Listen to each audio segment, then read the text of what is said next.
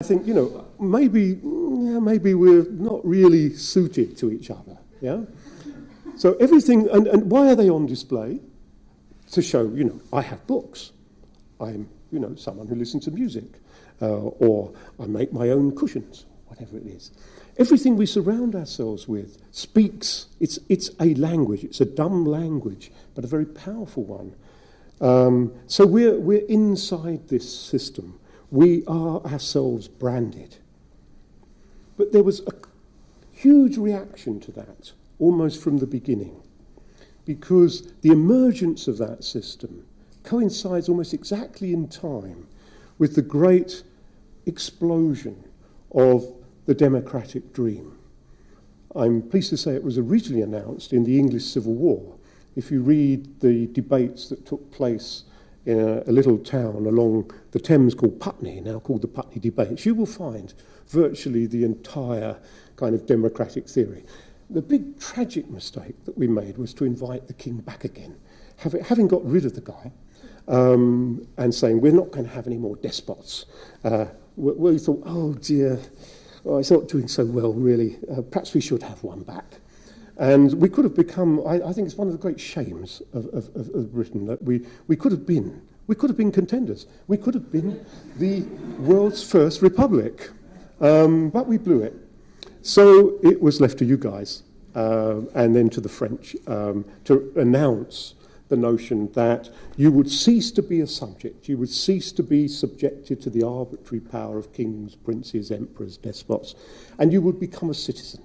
You would become an autonomous member of a moral and political community with the right to participate fully in social and political life, and the right to determine how you would be governed. But it became fairly clear very early on that in order for that promise to be material, to be any kind of reality, you had to provide resources. And so a great struggle began to provide universal access to the cultural resources that people considered were necessary to become a citizen in the full sense of the word. The struggle for universal education, for example. But a whole series of cultural institutions arose. Public libraries were extremely important. This is the public library in Liverpool in the middle of the 19th century. You can see people have come to read the daily newspaper. They possibly couldn't afford to buy the newspaper themselves, but it was felt that it was good for the society to have an informed public, and you had to provide that on a universal basis. So you had museums, you had galleries, you had all sorts of institutions which became public goods. Public goods in economics have a very specific meaning. A public good is a good that we can all share without interfering with each other. A commodity is something you possess as an individual. So, for example, a cinema seat is a commodity. Unless we knew each other extremely well, we can't both sit in the same seat. And even if we did, probably the cinema proprietor would not want us to. They'd probably throw us out. But believe me, I've tried this and it doesn't work. You're usually taken away. So you can't share a commodity. I mean, you could hand it on to somebody or take it to the charity shop if that's what you wanted to do, but it's essentially your personal possession. But a public good is not. A public good is something that, it's a resource that we all have equal access to. The problem, of course, as you can see in this picture, was that originally public goods were physical. So if every working class guy in Liverpool suddenly arrived here to read the papers at the same time, it would be hopeless. They would be jumping over each other, they'd be struggling. And you go to art galleries, it takes you 40 minutes to actually get to the painting. I went to the new Van Gogh museum, the new Van Gogh exhibition in London before I came away. It's got an exhibition of Van Gogh's letters. They're letters, they're very small. He wrote very, very tiny writing. But it's hugely popular. It takes about half an hour to fight your way to the cabinet to see the letter. And then, of course, you're constantly being pushed by people who are trying to get where you are now, who've also been waiting 40 minutes. So these great public institutions had a problem. And that problem was solved by broadcasting. Because broadcasting, the reason people were so excited by broadcasting when it first emerged was because it made the same thing universally available simultaneously to everybody who had a receiver, and everybody could listen to it without interfering with anybody else. And so the concept of broadcasting was immensely exciting to people because it got over this physical constraint. But it shared something else, another major problem with public goods as they developed. The picture on the far side is the Manchester Free Trade Hall, which was one of the great buildings built in Manchester, the city of Engels, to house all kinds of cultural events. It was, for example, the home of the Halle Orchestra for well over 130 years. It was built on the site of a tragic event, which you see on the other side, that what came to be called the Peterloo Massacre. People had gathered on St. Peter's Field to lobby for the extension of the vote, the right to vote. And the authorities ordered a troop of cavalry to ride through the crowd with drawn sabres, and 15 people were slashed to death. That kind of was a turning point in imposing a kind of forceful solution.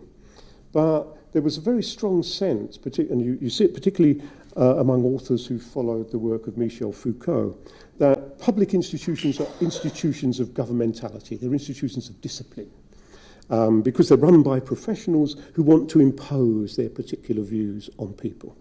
And so public institutions, including public broadcasting, had this problem. They were top-down institutions.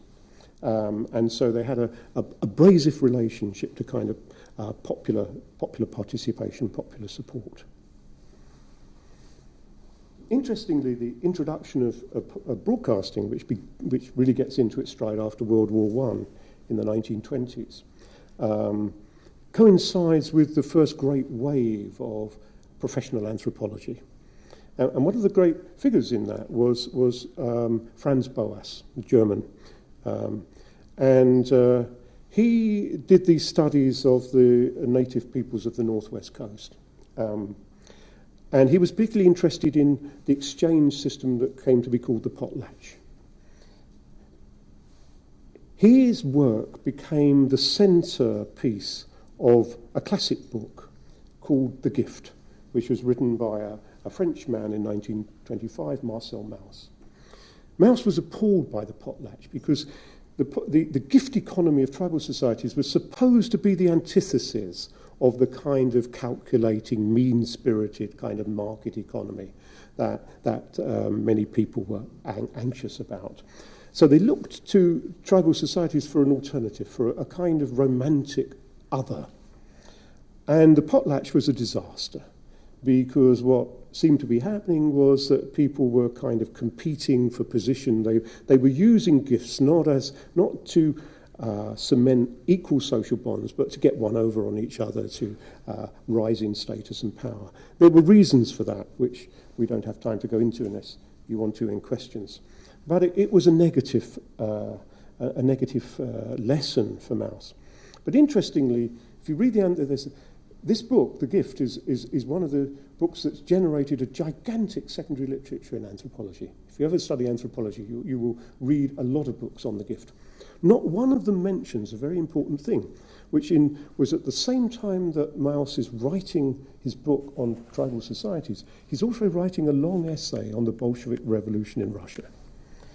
He was originally sympathetic, but he very soon became disillusioned. And he presents the Russian Revolution as a tragic mistake. But he tries to puzzle out how would it be possible to introduce this spirit of benevolence into a complex society like France in the 1920s.